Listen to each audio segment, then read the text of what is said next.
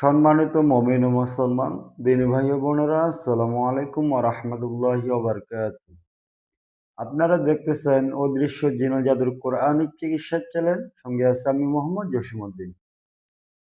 সম্মানিত ভিউয়ার্স, আপনাদের মাঝখানে আমরা ধারাবাহিকভাবে কিছু ভিডিও আপলোড করতেছি যে জাদুর মাধ্যমে মানুষ যে ক্ষতিগ্রস্ত হয়, এই ক্ষতিগ্রস্ত ব্যক্তিরা কিভাবে এই জাদুর থেকে মুক্তি পাবেন আপনারা, এই বিষয় নিয়ে ধারাবাহিকভাবে আমরা আলোচনা করতেছি। তো গত কয়েকদিন ধরে আমি ভিডিও করতে পারি নাই, কারণ আমি নিজে একটু অসুস্থ ছিলাম, একটু ঠান্ডা লাগছিল।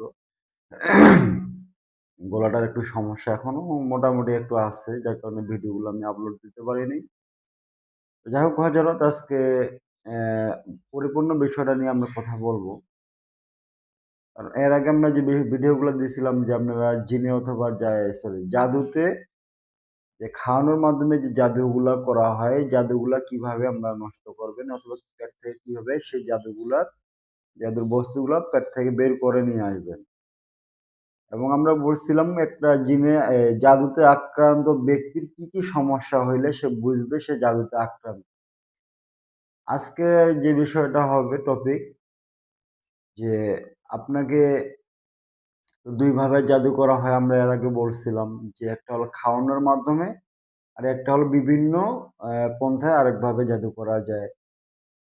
সেটা হতে পারে আপনার চুলের মাধ্যমে, অথবা আপনার যে জামার মাধ্যমে জাদু করা, অথবা পুতুলের মাধ্যমে জাদু করা যায়, অথবা তাবিজ কবজ, মানে বিভিন্ন পন্থায় জাদু করা যায়।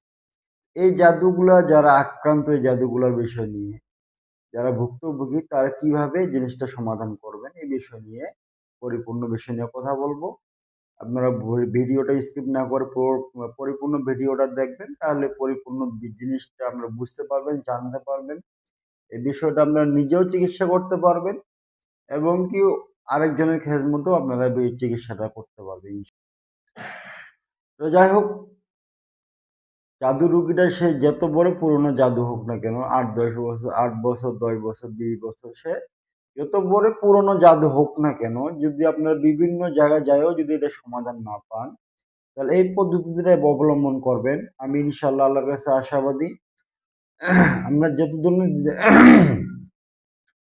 মাফ করবেন, আমার একটু সমস্যা হচ্ছে। পুরনো রোগী হোক না কেন, যত পুরনো জাদু হোক না কেন, এই পদ্ধতিটা যদি অবলম্বন করেন, ইনশাআল্লাহ আমি আল্লাহর কাছে আশাবাদী আপনার জাদুটা নষ্ট হয়ে যাবে।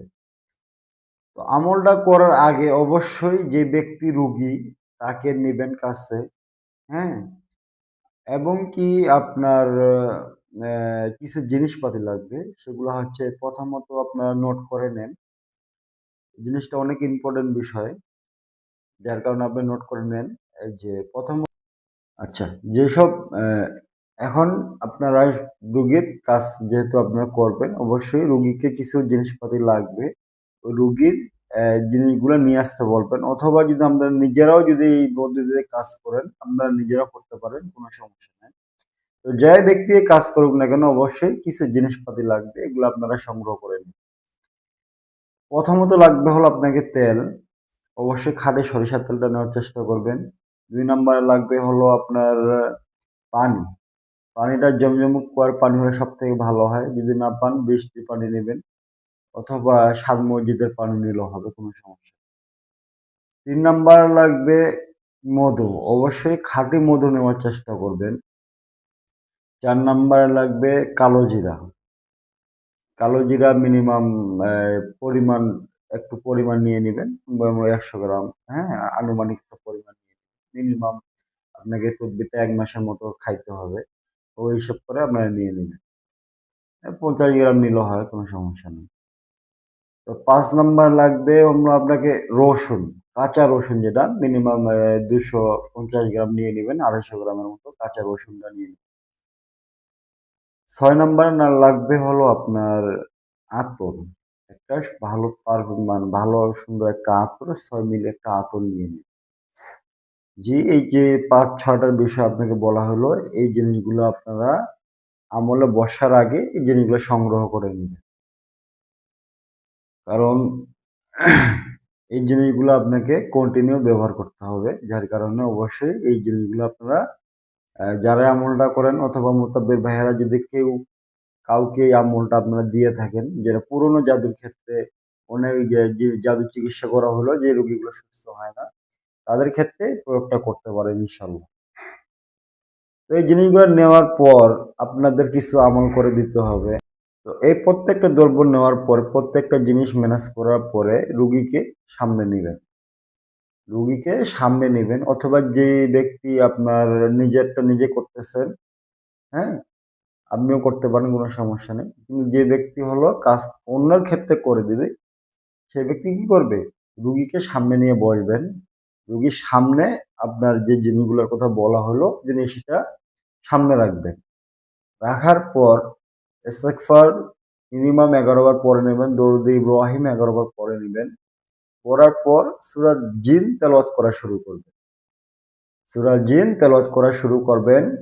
সূরা জিন পরিপূর্ণ সূরাটা তেলাওয়াত করার পর আল্লাহর কাছে একটা দরখাস্ত করবেন, হে আল্লাহ, রুগীর নাম নেবেন, রুগীর যদি মেয়ে হয় মায়ের নাম, রুগীর যদি ছেলে হয় বাবার নাম, হ্যাঁ, এই রুগীর বাবা অমুক, হ্যাঁ, এর রুগীর যদি জিন জাদুর কোনো সমস্যা থাকে, হে আল্লাহ, আপনি এগুলো সব নষ্ট করে দেন, এই আমলের বরকতে আপনি সব নষ্ট করে দেন, এইভাবে আল্লাহর কাছে একটা দরখাস্ত করবেন। এরপরে এই আয়াতের কিছু মুয়াক্কেল আছে, নুরি মুয়াক্কেলগণ, উনাদেরকে একটা হুকুম লাগিয়ে দিবেন যে সূরা জিনের সম্মানিত নুরি মুয়াক্কেলগণ, এই রুগীর পিতা অমুক যদি জাদু জিন জাদু যে কোনো সমস্যা থাকুক না কেন, জাদুর সমস্যাগুলো নষ্ট করে দেন, জিনের সমস্যা হলে তাদেরকে বন্দী করে দেন অথবা ধ্বংস করে দেন।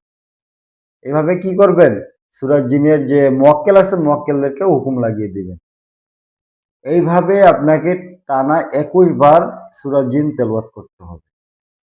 21 বার তেলাওয়াতের শেষে প্রতিবারই আল্লাহর কাছে দরখাস্ত করবেন, পাশাপাশি সূরা জিনের যে মুয়াক্কেলগণ আছে ওনাদেরকে হুকুম লাগিয়ে দিবেন।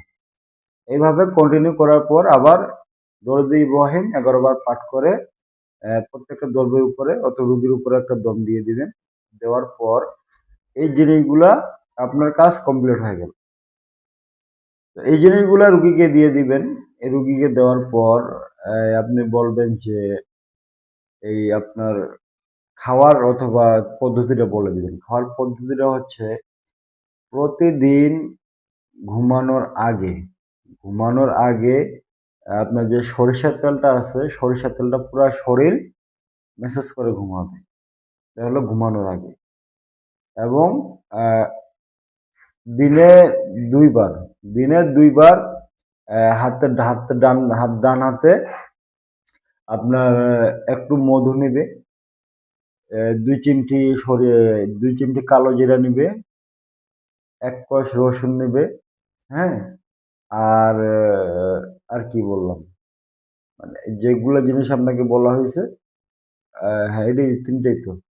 যে আপনার কালো জিরা, রসুন আর হলো কালো জিরা, রসুন আর হলো মধু।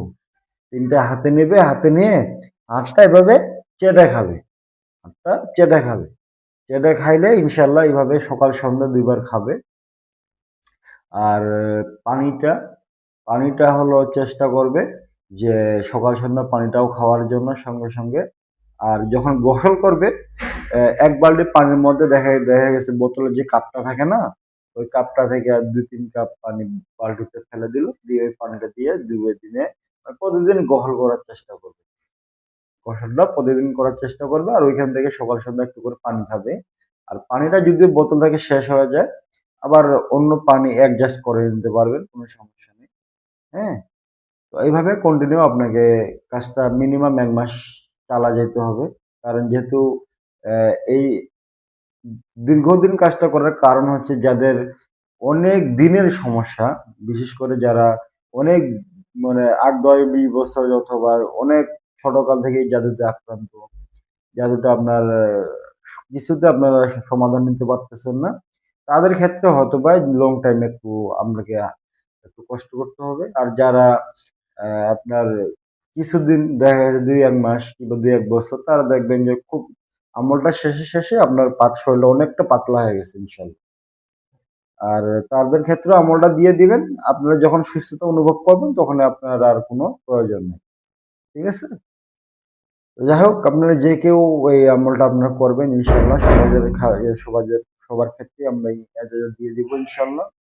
অবশ্যই আমার একটা রিকোয়েস্ট, অবশ্যই আমার চ্যানেলটি সাবস্ক্রাইব করে পাশে থাকবেন।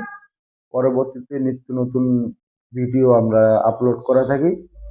প্রত্যেকটা বিষয়ে আপনাদের জ্ঞান রাখবেন, অবশ্যই প্রত্যেকটা বিষয় জানবেন। যার কারণে অবশ্যই চ্যানেলটি সাবস্ক্রাইব করে পাশে থাকবেন। আজকে এই পর্যন্তই। পরবর্তী ভিডিওর জন্য অবশ্যই পাশে থাকবেন। সবাই দোয়া রাখবেন যদি আপনাদের খেজমতে ভালো কোনো কিছু নিয়ে আসতে পারি। আজকে এই পর্যন্তই। আসসালামু আলাইকুম ওয়া রাহমাতুল্লাহি ওয়া বারাকাতুহু।